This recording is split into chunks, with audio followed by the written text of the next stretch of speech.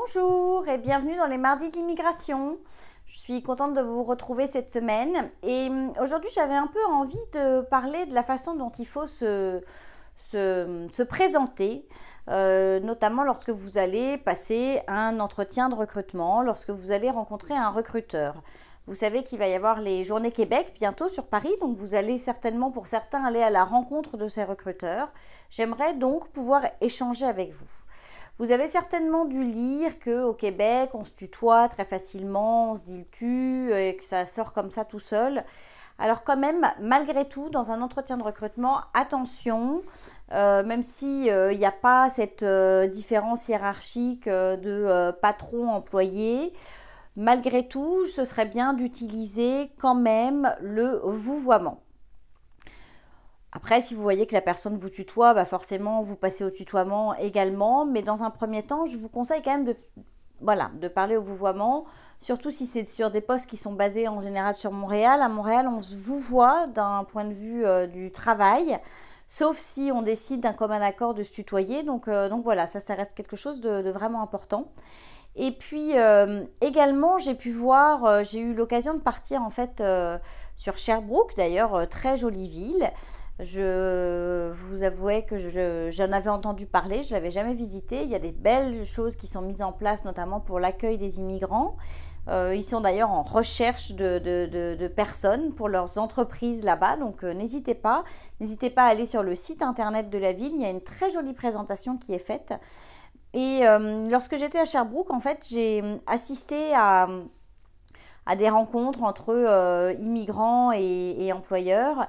Et voilà, il y a des petites choses qui m'ont un peu titillée, et notamment sur la présentation. Même si vous êtes ici au Québec, même si vous êtes déjà installé, faites attention quand même à votre présentation, mais c'est pas la peine de sortir votre 31 et d'être non plus extrêmement...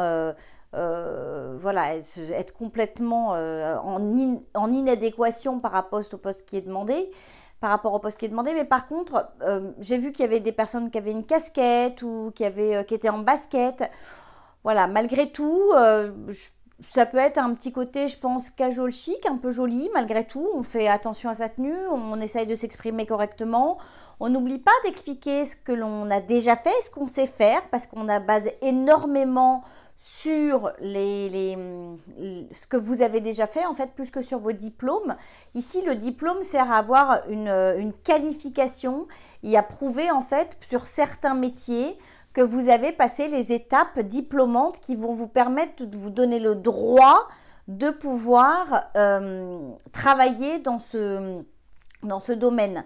Maintenant, ce n'est pas parce que vous n'avez pas passé un diplôme spécifique en ressources humaines que vous ne pouvez pas accéder à un poste de ressources humaines, surtout si c'est une expérience que vous avez et que c'est quelque chose que vous avez déjà fait dans vos autres métiers et que vous avez des références et qu'on puisse appeler votre employeur, même en France, même en Europe, pour se renseigner et savoir si effectivement vous avez bien fait ce travail. Donc, c'est vraiment basé sur votre expérience et les atouts, ce que vous avez fait dans votre expérience. Et c'est aussi quelque chose qu'on doit retrouver dans le CV. Voilà, donc ça, c'est vraiment important. Donc, votre présentation, il y a une façon de vous présenter claire, soyez souriant, soyez aimable. Bon, ça, je suis sûre que vous serez tous aimables. Mais voilà, ayez un discours dynamique et puis pensez un peu à vos forces et à ce que vous pouvez apporter. C'est un entretien, ça se prépare, donc n'hésitez pas à aller voir sur différents sites internet, notamment Emploi Québec. Il y a pas mal d'endroits, des informations qui vous sont données sur les questions que les employeurs peuvent être amenés à vous poser. Donc n'hésitez pas à préparer cet entretien. Et je reviens sur la ville de Sherbrooke. En fait, pour moi, Sherbrooke, c'est dans l'Estrie. L'Estrie, c'est les cantons de l'Est. Les cantons de l'Est, on m'a toujours dit que c'était une région plutôt anglophone. Alors, il faut savoir que la ville de Sherbrooke, tout se passe à 98% en français. Il y avait une très belle association là-bas où je lui ai posé la question de savoir s'il fallait absolument être bilingue pour travailler en Estrie, parce qu'on est quand même à 15-20 minutes de la frontière américaine.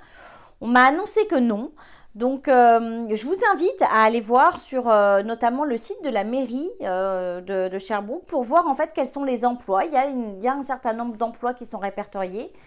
peut-être que vous pourriez accéder à ces petites annonces d'emploi et voir si au niveau de la langue, dans cette région, on vous demande de savoir parler anglais et d'être bilingue ou pas. Mais en tous les cas, voilà, c'est un petit renseignement que je voulais vous donner suite à cette jolie visite.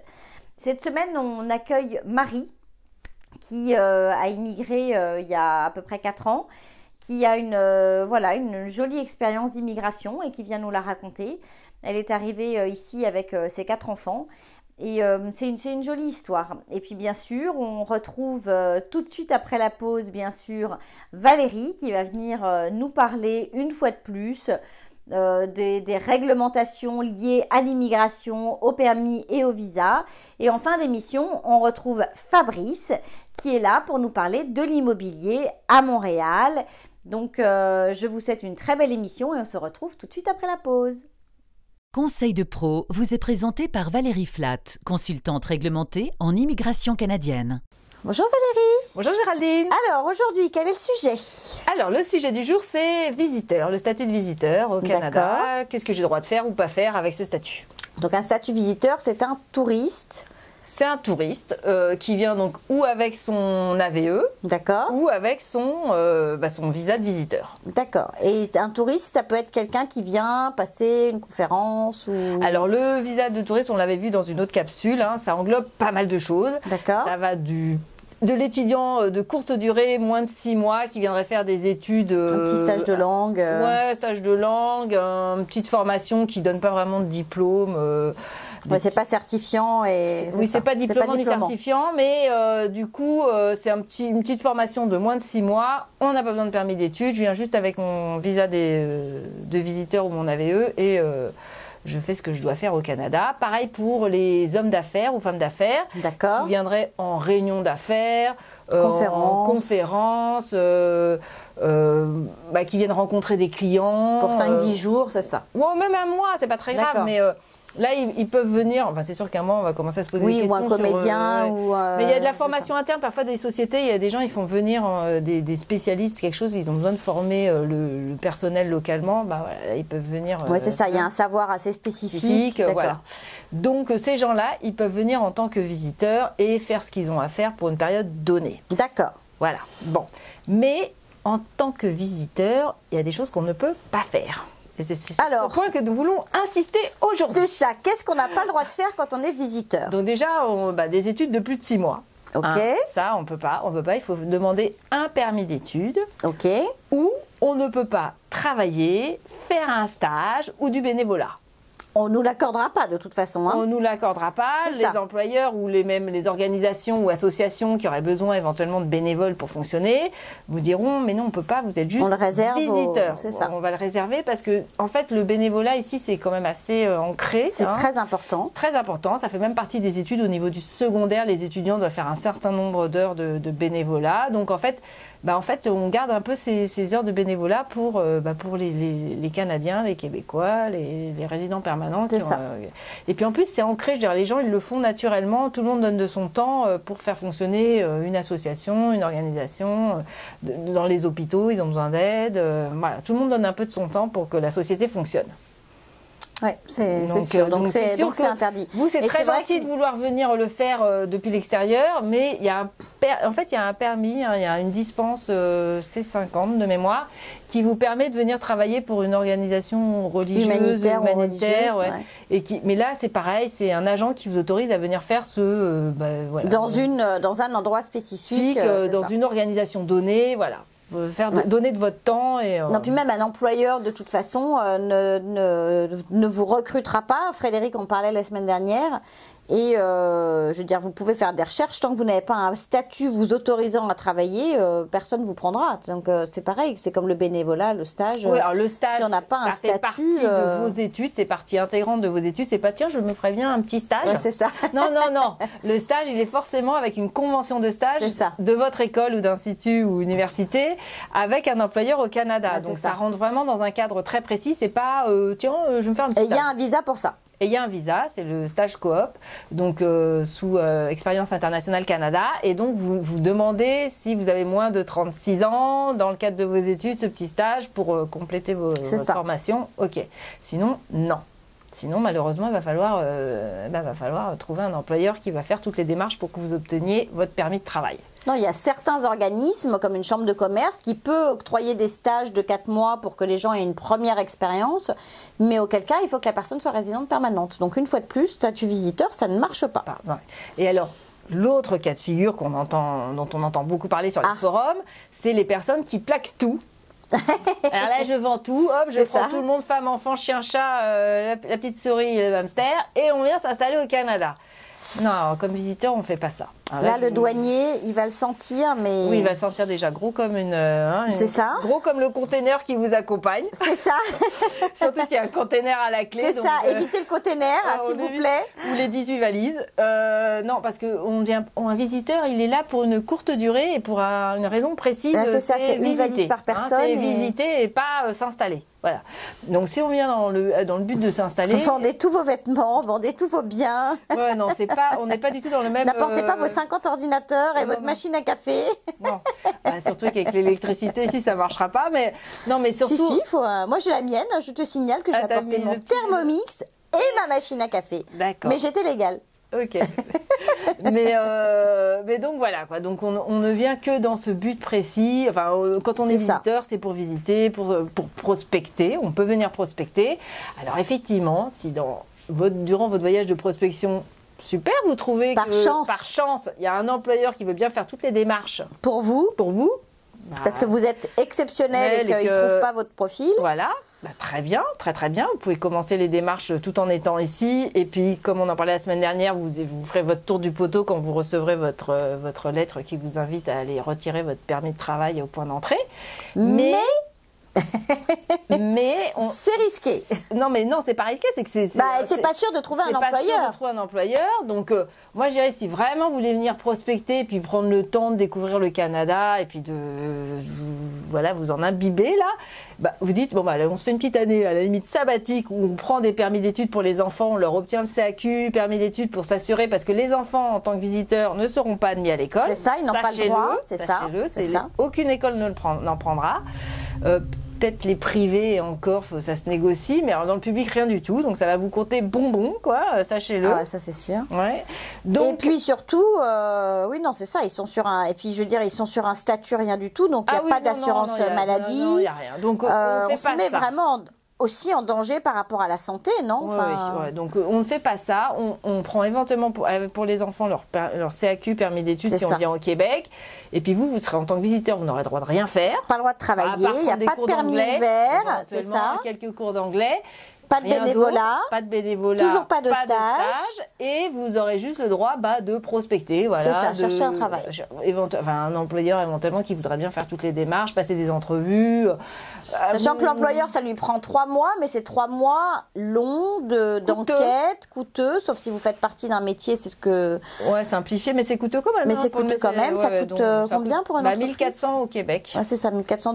Donc, après, voilà, il y en a qui l'ont fait.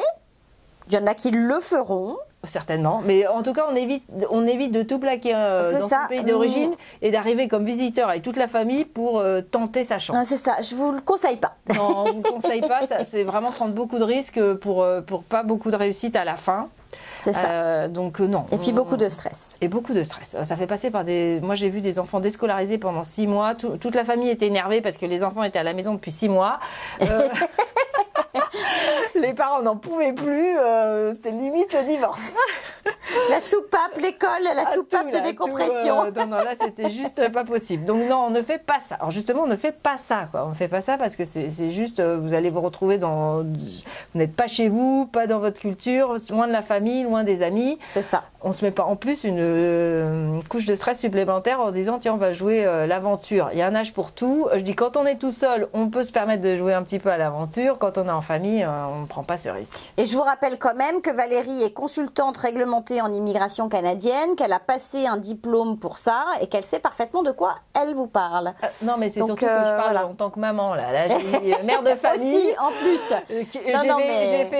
J'ai fait quand même deux expatriations. Oui, c'est ça. Non, on n'arrive pas comme ça dans un pays à jouer l'aventure. Je l'ai fait à une certaine époque, oui. Sans enfant avec un bébé, à 28 ans, on est arrivé comme ça au Chili sans rien. Hein. comme touristes, mais à l'époque, le Chili, ils étaient très ouverts à ce genre de procédure. Donc, ils étaient ouverts à ce qu'on demande après ça, qu'on règle un peu tout sur place. Mais ici, ils sont pas ouverts à ce genre de choses, quoi. C'est pas du tout... C'est ça. Ouais.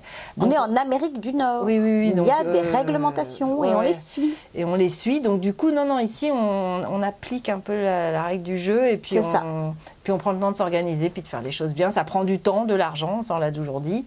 Mais on le fait. De toute façon, ça coûtera aussi de l'argent si je viens en visiteur, que j'achète ma maison, que j'ai tout vendu, que j'ai tout déménagé, et puis que finalement je trouve rien et que je suis obligée de repartir, et que peut-être que je suis obligée de partir en panique, donc de revendre ma maison moins cher que ce que je l'ai acheté pour qu'elle se vende vite. Donc, quelque part, vous perdez une somme d'argent dans ces cas-là. Ne mettez pas tout ce que vous avez acquis à la poubelle pour une immigration certes sympathique, mais dont vous n'êtes pas sûr que ça fonctionne et que ça vous plaise. Exactement. Donc voilà, jouez plutôt la carte sûre et puis donnez-vous les moyens de réussir. Bon, écoute Valérie. Sur ces sages paroles. Bonne semaine. Bonne semaine à vous. Bonne semaine à tous. Et puis nous, on se retrouve après la pause. La parole est à vous, vous est présentée par Du Côté de Montréal, partenaire de votre immigration. Bonjour Marie. Bonjour Géraldine. Bienvenue. Merci beaucoup de m'accueillir chez toi. Merci d'avoir accepté. Alors, on va enchaîner une petite sélection de questions. Et la première, c'est de savoir quelle a été la raison de ton départ. Pourquoi est-ce que tu as choisi de partir de la France pour venir vivre ici au Canada ? Alors, la raison du départ est toute simple, en fait, elle s'appelle changement de vie. D'accord. Mon ex-mari, je suis déjà en train de présenter un petit peu les choses. Le tableau. Voilà, le tableau, était en situation professionnelle un petit peu compliquée, n'avait plus envie tellement de refaire des affaires en France. Et moi, j'étais dans un mouvement, alors moi j'étais maman au foyer depuis des années, j'ai 4 enfants, donc voilà, ça me permet de me présenter aussi. Et donc, j'avais envie de bouger, j'avais envie d'aller vers autre chose, j'aspirais à autre chose. Je me sentais en fait un petit peu coincée, un peu serrée, un peu il y avait beaucoup de choses qui ne me convenaient plus du tout et j'ai effectivement eu envie d'aller voir ailleurs ce qui se passait. D'accord. Et comme le père des enfants était dans le même mouvement que moi, et ça s'est très bien passé. D'accord. Et qu'est-ce qui a fait du coup que vous avez choisi le Québec ? Est-ce qu'au départ c'était le Québec ou est-ce que vous avez eu d'autres envies ailleurs ? Non, on a eu d'autres envies. On a eu les États-Unis, San Francisco. Mais ça c'était quelques années auparavant et en fait pourquoi le Québec? Alors ça s'est passé, moi je viens du nord de la France, ça s'est passé le 13 janvier exactement 2011 ou 2012, quelque chose comme ça. On était en train de déjeuner avec les enfants un dimanche midi et la neige s'est mise à tomber dans le nord, des gros flocons, là, des grosses boules de coton et j'étais émerveillée et donc j'étais avec les enfants, j'étais en train de dire oh, j'adore ce temps, ça me met une énergie dingue, j'adore, etc. Voilà, et là ma fille aînée m'a regardée, elle m'a dit pourquoi tu déménages pas à Montréal, au Canada? Et là, en fait, ça a été exactement comme la petite flèche de Cupidon, c'est-à-dire ça a été une révélation, ça a vraiment fait le tour de mes cellules. Et là, j'ai regardé mon mari à l'époque et je lui ai dit, c'est exactement ça, on va partir vivre à Montréal. Et là, il était un petit peu sidéré. Et puis, 2-3 heures après, parce qu'il me disait, t'es sûr, t'es vraiment sûr? Je lui ai dit, ce serait peut-être quand même bien qu'on aille voir, parce qu'en fait, je connais absolument pas le Canada. D'accord. Donc voilà, et donc on est parti effectivement, 2 mois après, on est venu 3 jours à Montréal. D'accord. Et en fait, assez étrangement, quand je suis arrivée à Montréal, donc je connaissais vraiment pas du tout le Canada, j'ai jamais mis les pieds au Canada de ma vie. États-Unis, je connaissais bien, mais pas du tout le Canada. Et bien quand je suis arrivée à Montréal, tout de suite, je me suis dit, c'est exactement ce à quoi je m'attendais. Tout de suite, j'ai su que c'était là où effectivement j'allais trouver ma nouvelle place. Ça a été immédiat. Donc 3 jours, ça m'a suffi. On est revenu et on a mis tout en route avec une avocate pour l'immigration, pour les visas, etc., pour pouvoir partir à la fin de la scolarité, de l'année scolarité des enfants. Wow, extraordinaire. Et alors justement, en parlant d'enfants, donc tu as combien d'enfants? 4, hein, tu donc viens de me dire. 4 enfants, 2 filles, 2 garçons. D'accord. Des grands enfants. Ouais, c'est ça. Et donc quand ils sont arrivés, bien sûr, il y a dû y avoir certainement le choix du système scolaire. Quel a été votre choix par rapport aux enfants? Alors déjà, on est parti avec 3 enfants sur 4. Notre aînée, à ce moment-là, n'avait pas envie de partir de France. Elle avait 20 ans à l'époque. Donc on l'a laissée à Lille, parce qu'on on habitait donc à côté de Lille, donc on l'a laissé à Lille, voilà. Pour les 3 autres, alors ça a été des parcours un petit peu différents. Les 2 garçons qui sont les plus jeunes, eux étaient dans une école internationale, donc dans le système français, mais une école internationale.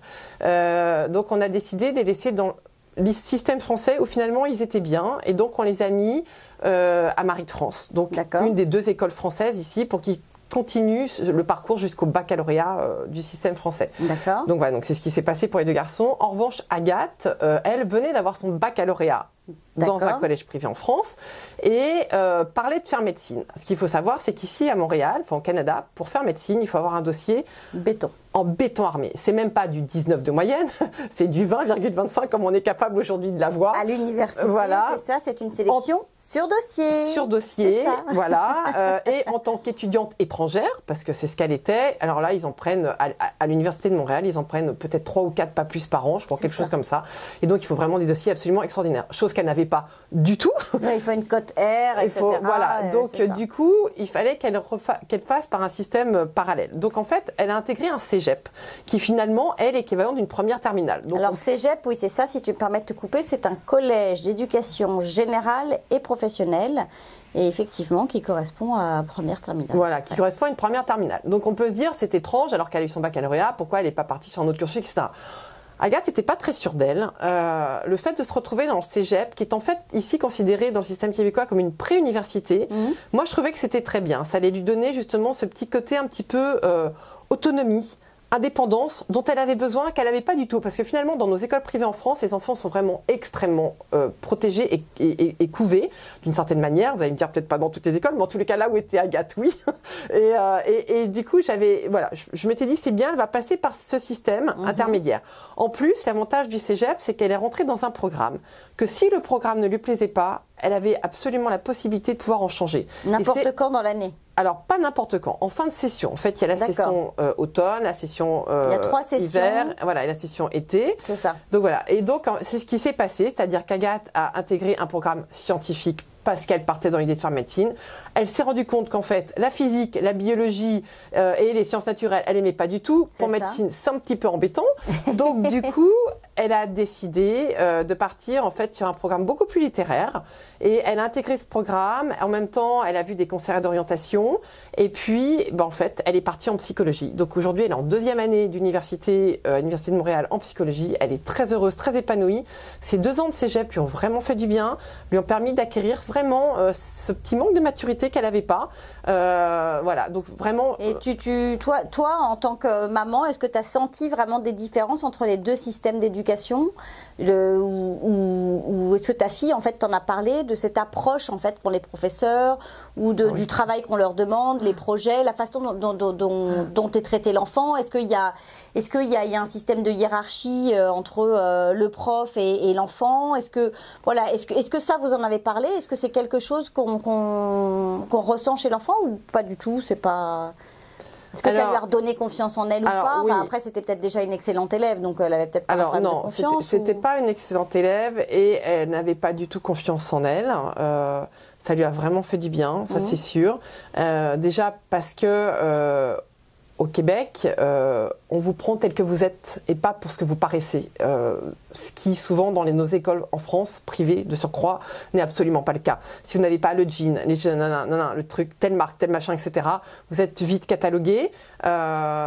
Et pour une raison X ou Y, vous pouvez très vite être catalogué. Donc il y a des étiquettes qui sont posées aussi bien par les professeurs que par les jeunes. Voilà, je connais pas les noms des codes aujourd'hui, mais bon voilà. Ici au Québec, c'est pas du tout ça. Agathe n'osait jamais mettre une petite jupe pour aller dans son collège privé en France. Je l'ai vu partir en short au cégep. Il y avait une véritable liberté à ce niveau-là. Donc déjà, elle a repris confiance en elle à ce niveau-là.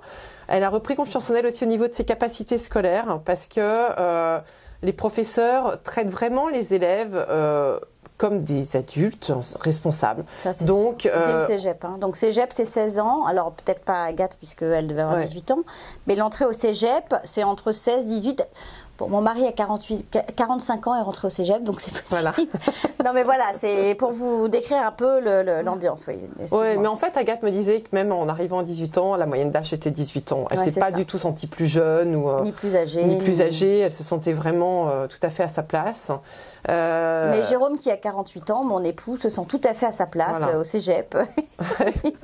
Non, mais bon, c'est vrai que c'est ce que tu t'expliques, c'est qu'il n'y a pas de jugement, en fait. Non, il n'y a aucune notion de jugement. Et au contraire, il y a beaucoup d'acceptation, c'est-à-dire que il y a tout un système qui en met en place. Si jamais l'enfant n'est pas bien, il peut aller voir un responsable qui peut ensuite l'orienter pour aller voir tel spécialiste, tel machin. Enfin, il y a une vraie prise en charge de la personne en tant que telle. Et alors le parent, est-ce que le parent a sa place dans le cégep? Alors là, en revanche, non. Si, pour payer, ça c'est sûr. Voilà, mais sorti de ça, il faut être très clair. Non, dans un cégep, l'enfant est considéré comme un adulte. Donc tout passe par lui. Si quelque part il n'a pas envie de vous montrer ses notes, eh ben, il ne vous les montrera pas. C'est lui qui a accès, nous on n'y a pas accès. Ça, il faut le savoir, il faut l'accepter. C'est ça. Mais en même temps, c'est une manière de rendre autonomes et responsables aussi nos enfants. Et moi, je trouve que c'est une très bonne chose. Pour autant, mon fils de 19 ans, enfin qui a aujourd'hui 19 ans, à l'époque, j'aurais pu aussi l'orienter vers un cégep.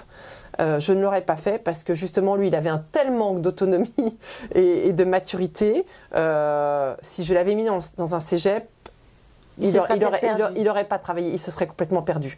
Il faut quand même, je pense, vraiment avoir quand même une forme de maturité pour accéder au cégep. Si l'enfant est trop jeune ou trop... Enfin voilà. Oui, alors après, il faut aussi faire confiance à la pédagogie, mais c'est vrai, hein, moi j'ai un peu cette même pensée quand je vois la quantité de travail qui est demandée et quand je vois ce qu'on demande à mon cher et tendre. Donc je suis assez d'accord, et en même temps je pense qu'il y a une certaine pédagogie chez les professeurs, et puis il y a des centres d'aide, mais c'est vrai qu'un enfant un jeune qui ne veut pas travailler, que ce soit au cégep ou à l'université, il ne travaille pas parce que d'abord, il part du principe que, je veux dire, un jeune dès l'âge de 15 ans peut travailler et travailler en dehors. Donc, je veux dire, il y en a qui sortent du système scolaire et qui y reviennent des années plus tard. Donc ça c'est sûr et certain. Alors, et donc ton dernier, lui, est resté dans le système français. Il est toujours dans ce système français. Et mon petit dernier est toujours dans le système français. Il est en première avec le bac français. Donc arrive là. C'est plus une école. Enfin, c'est un système français, mais c'est une école internationale, 96 ou 100 nations représentées dans l'école. Oui, il y a plus de 70 nationalités différentes, quelque chose comme ça. Donc voilà, une belle ouverture sur le monde. Oui, une très belle ouverture sur le monde.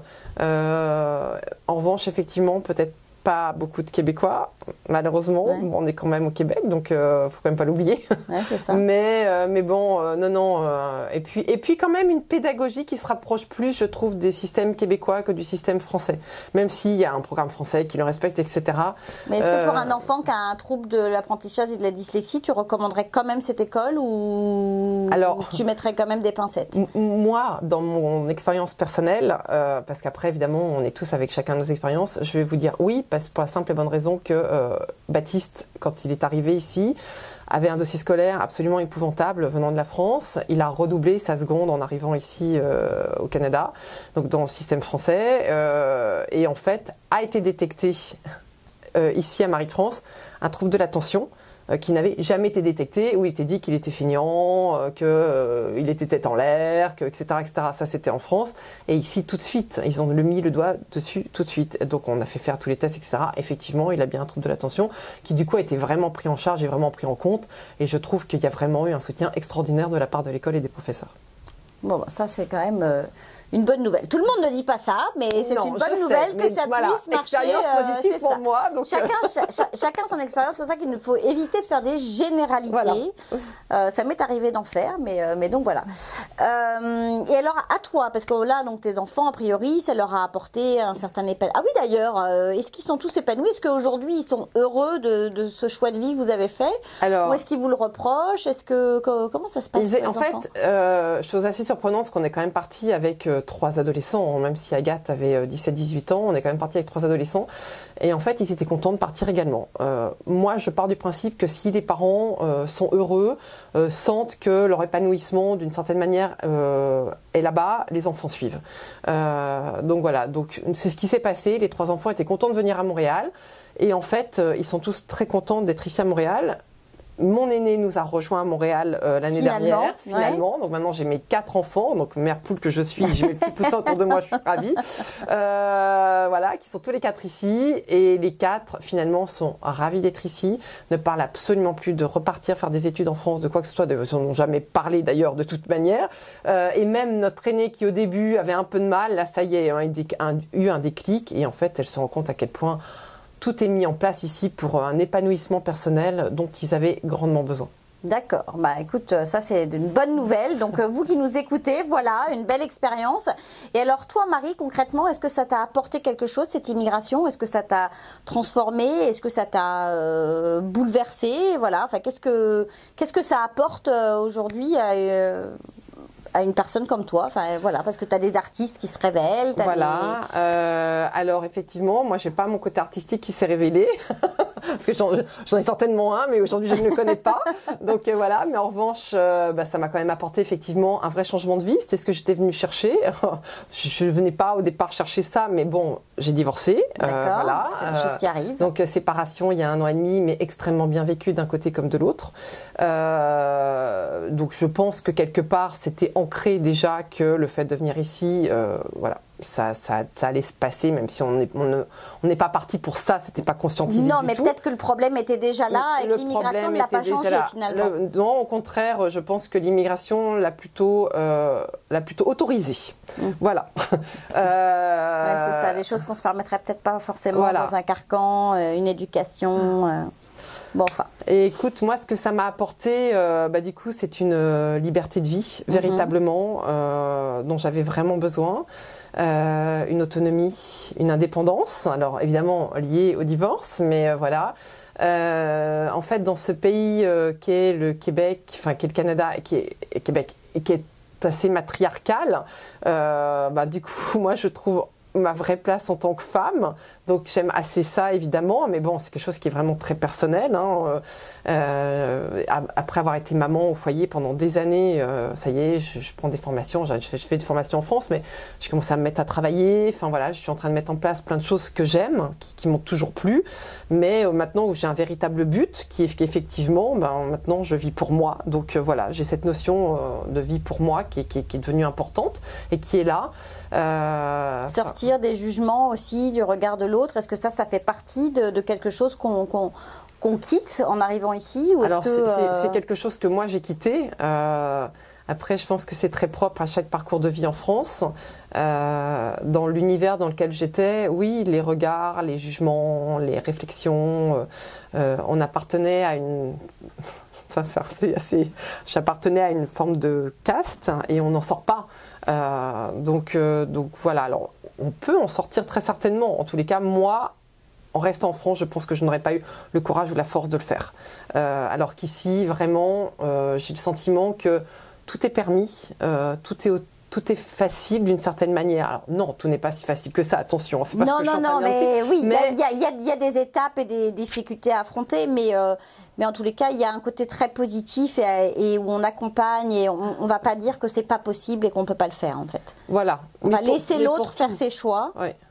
C'est vraiment, on est vraiment dans les gens qu'on va rencontrer, c'est ça, c'est qu'il n'y a pas de jugement, mais ce qui est absolument extraordinaire, c'est que finalement, ça fait 4 ans que j'ai immigré ici. Je connais très peu de Québécois parce que je reconnais que je suis arrivée très française, que c'est très compliqué de quitter mes habitudes de plus de 40 ans. Je ne vais pas révéler mon âge quand même, plus peu que Catherine, mais parce que je reste française jusqu'au bout des os quand même. Bon, voilà, je reste française, je l'avoue. Pour autant, j'adore le Québec. Je suis très respectueuse des Québécois, de leur manière de vivre, etc. J'essaye vraiment de m'appliquer au quotidien, de respecter toutes leurs règles parce que c'est moi qui suis dans leur pays et c'est pas l'inverse. Ils m'ont pas invité. Et c'est important pour moi de vraiment comprendre et sentir à fond ce pays. Mais pour autant, je l'avoue, je reste très française. Donc, je connais beaucoup de Français autour de moi. Tu as quand même quelques Québécois dans ton réseau d'amis, rassure-moi. J'ai quelques Québécois dans mon réseau d'amis, mais ce sont des Québécois qui sont en couple avec des Français. Donc, ce sont forcément des Québécois tombés en amour de la France et des Français. Voilà. Donc, c'est sûr que ça doit faciliter les choses. Non, mais ça, c'est sûr. Alors, si tu avais un ou plusieurs conseils à donner à ceux qui veulent immigrer, qui veulent arriver, qui sont en cours, pourquoi pas aussi d'immigration, puisqu'il n'y a pas que des personnes qui y réfléchissent, il y a aussi des personnes qui suivent du côté de Montréal, qui sont peut-être déjà là et puis qui ne s'y retrouvent pas ou qui vont arriver. Qu'est-ce que tu pourrais donner comme conseil à tous ces gens qui nous regardent aujourd'hui Alors, pour les gens qui envisagent de changer de vie ou de partir à l'étranger pour vivre une nouvelle expérience, la première chose, c'est avant tout, c'est d'aller dans le pays et de le sentir, de voir comment on réagit dans son corps. Le premier voyage. C'est très important, je pense vraiment, d'aller voir comment on se connecte tout de suite à la ville où on a envie d'aller, de tenter une expérience de vie sur place. Je pense que ça, c'est le premier conseil. Après, la deuxième chose, c'est si la première année, quand on emménage, paraît compliquée, c'est normal.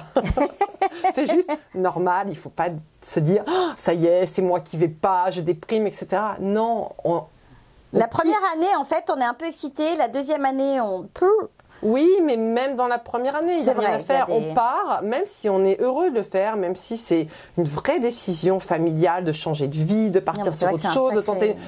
On quitte tous ses repères pour arriver dans un nouveau pays où on n'a aucun repère. Et oui, ça prend du temps, Donc en fait, ça prend du temps à penser quand on sort d'un magasin qu'il faut pousser la porte. Voilà. Et puis, moi, je la tire encore. Et puis vous arrivez dans un supermarché et là, vous êtes déphasé parce que vous ne savez plus quels sont les bons produits. En fait, j'ai un gros conseil, la patience. Il faut être patient et surtout, il faut amener beaucoup de bienveillance. Avec soi, bien sûr, mais aussi avec le pays dans lequel vous êtes. L'herbe n'est pas plus verte chez le voisin, c'est pas vrai, mais pour autant, Dieu sait que quand on se dit qu'on arrive quelque part, on peut trouver tellement de bien-être, d'autres choses, de nouveautés, c'est tellement une magnifique expérience, il ne faut pas hésiter à croquer dedans. Mais après, oui, on aura des moments de down et c'est normal. Donc, il faut se dire, je prends toujours cette petite phrase qui est au bout du tunnel, il y a toujours la lumière et la lumière sera d'autant plus belle quand vous arriverez au bout du tunnel. Donc, courage, patience, mais c'est génial. Si c'était à refaire, je le referais tout de suite. Moi, maintenant, quitter le Canada, quitter Montréal, il n'en est pas question.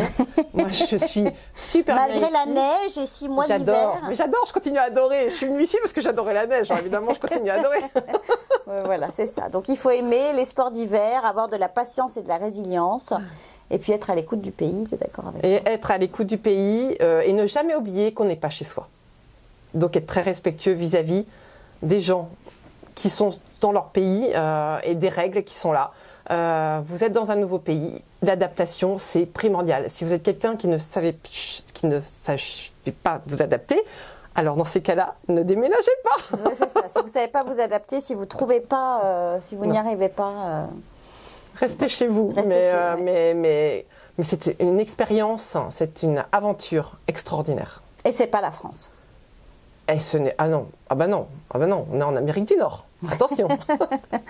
Bon, écoute, merci beaucoup Marie pour cette belle interview. Mais Géraldine, merci à toi de m'avoir reçue, c'est un vrai plaisir. Oui, toutes ces informations vont conquérir, je pense, toutes ces personnes qui écoutent notre émission. Et nous, on se retrouve tout de suite après la pause. La parenthèse immobilière vous est présentée par Fabrice Wolzenlegel. Bonjour Fabrice. Bonjour Géraldine. Alors, comment vas-tu cette semaine? Je vais très bien, je te remercie. Bon, le printemps alors... est presque arrivé, mais oui, pas encore. Oui, c'est ça, on y est, allez. On y croit. Si, il y a les feuilles sont là, des petites fleurs, ça arrive. Alors, cette semaine, on va parler vocabulaire. Parce que dans l'immobilier ici, il faut être bilingue, et il faut être bilingue français-québécois, et donc quelquefois il y a des termes qui sont des faux amis ou des trucs qu'on n'a pas l'habitude de connaître. Donc l'explication, ça va être, on va prendre des termes que vous allez trouver très souvent sur des fiches de présentation, sur des petites annonces, sur des choses comme ça, et qu'est-ce que ça veut dire? on va essayer de vous donner des explications le plus clair possible et le plus rapidement possible. C'est vrai que oui, on se fait des petits mélanges parfois. C'est-à-dire qu'il y a des mots qui sont communs, mais... Mais c'est pas ça. Voilà. C'est pas ça, on réalise qu'on s'est trompé. Allez, c'est parti. Le premier faux ami, c'est le duplex. C'est ça. Eh ben non, si vous trouvez un duplex, vous n'allez pas trouver un appartement sur 2 étages. Vous allez trouver une bâtisse avec 2 appartements à l'intérieur. C'est-à-dire un appartement en haut, un appartement en bas. Et là, on décline. C'est-à-dire le duplex, c'est 2 appartements. Vous avez le triplex avec 3 appartements, quadruplex, etc. Donc ça, c'est le premier faux ami. C'est-à-dire que si vous voyez un appartement qui est sur 2 étages, ben, en règle générale, on va vous dire que c'est un appartement sur plusieurs niveaux. On ne va jamais vous parler de duplex ici. D'accord. Voilà. Donc le duplex, ça va être soit un appartement où tu as un rez-de-chaussée et un premier étage, soit un sous-sol, un demi-sous-sol et un premier étage, ou des choses comme ça, on est d'accord. Le duplex, c'est une bâtisse dans laquelle il y a 2 appartements distincts. Distincts. Et ensuite, ces 2 appartements, il peut y en avoir un par exemple au sous-sol sur lequel il est sur 2 étages. D'accord. Voilà. Mais un duplex, c'est un bâtiment dans lequel il y a 2 appartements distincts. Important. Compris. Ensuite, c'est la taille des appartements. On parle souvent de 3,5, 4,5, 5,5. Qu'est-ce que ça veut dire? Alors, le demi, c'est la salle de bain. D'accord. Déjà, soyons clairs. Après, il y a 2 pièces, salon et cuisine. Ok. D'accord. Donc ça, si vous faites un salon, une cuisine, une salle de bain, c'est un 2,5. Il manque juste une chambre. Et dès que vous rajoutez une chambre, c'est le chiffre qui suit. Donc un 3,5, eh bien c'est un appartement avec un salon, une cuisine, une salle de bain et une chambre. Et un 4,5, eh bien c'est un appartement avec 2 chambres. Et un 5,5, c'est un appartement avec 3 chambres. Il y a des petites variantes, mais en règle générale, avec ça, vous avez l'explication et la taille de l'appartement. Vous arrivez en famille, vous avez besoin de 2 chambres, bah vous cherchez un 4,5. C'est ça. Petite note aussi que vous allez trouver des fois sur des fiches ou des descriptifs de maison, principalement. Le tank à huile. Mais qu'est-ce que c'est que le tank à huile dans ma maison?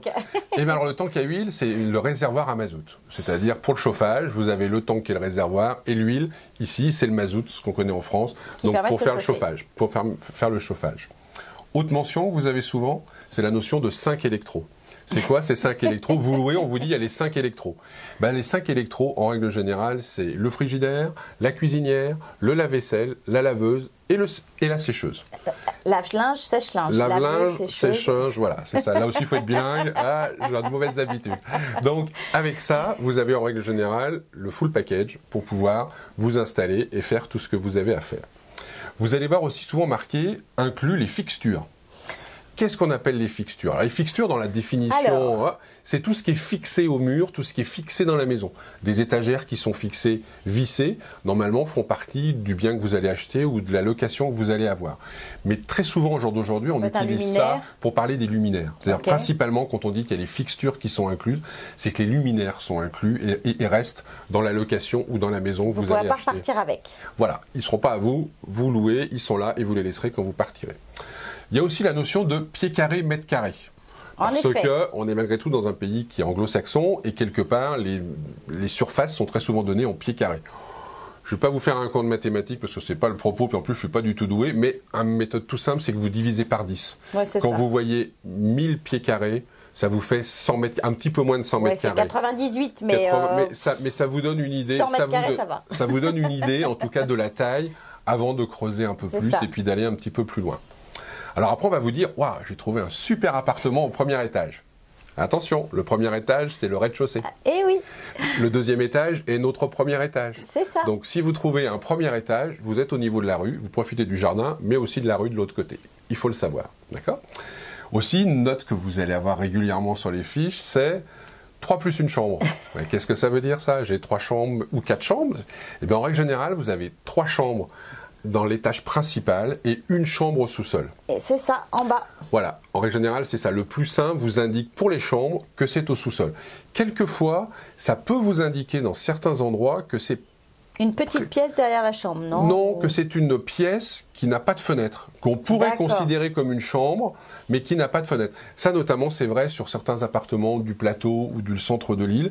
Mais quand on parle de maison et que c'est 3 plus une chambre, c'est 3 chambres au niveau principal et c'est une chambre au sous-sol.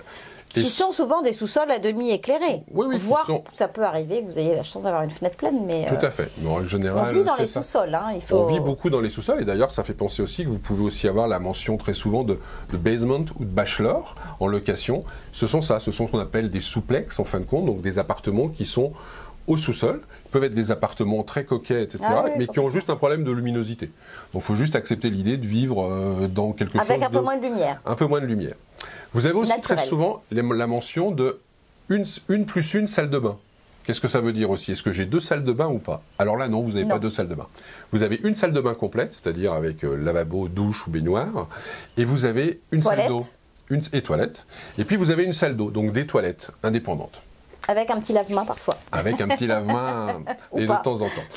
Et puis, dernière chose dont on parle souvent et qui est importante, c'est quand on achète, c'est j'ai vu une maison aller en vente à 500 000 $, mais l'évaluation municipale est à 400 000.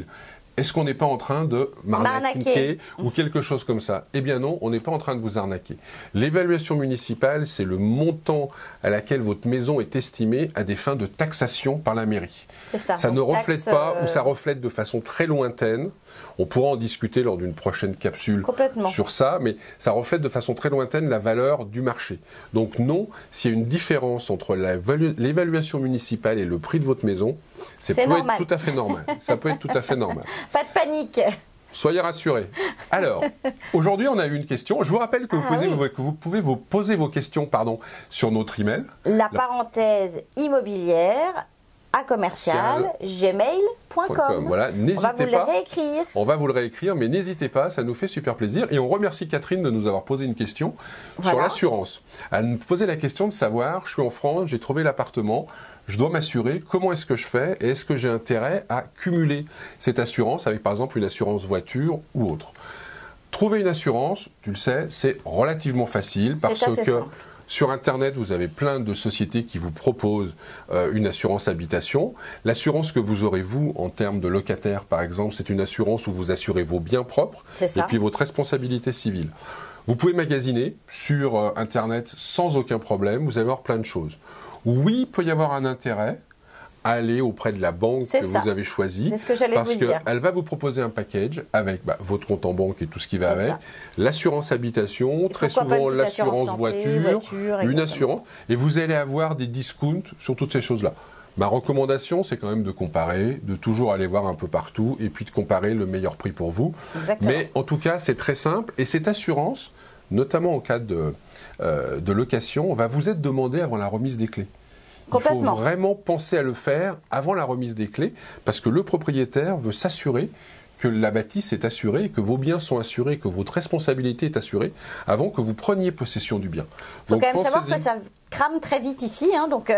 Les structures sont principalement en bois, donc il faut y penser. Et puis les propriétaires sont très sensibles à ça. Voilà. J'espère que cette explication de texte va vous aider. Si vous avez des questions, n'hésitez pas à nous rejoindre sur notre adresse courriel. Donc la parenthèse immobilière à commercial@gmail.com. Voilà. Et on attend vos commentaires et on attend vos questions. Merci beaucoup. Merci, on se retrouve la semaine prochaine. À bientôt. Au revoir.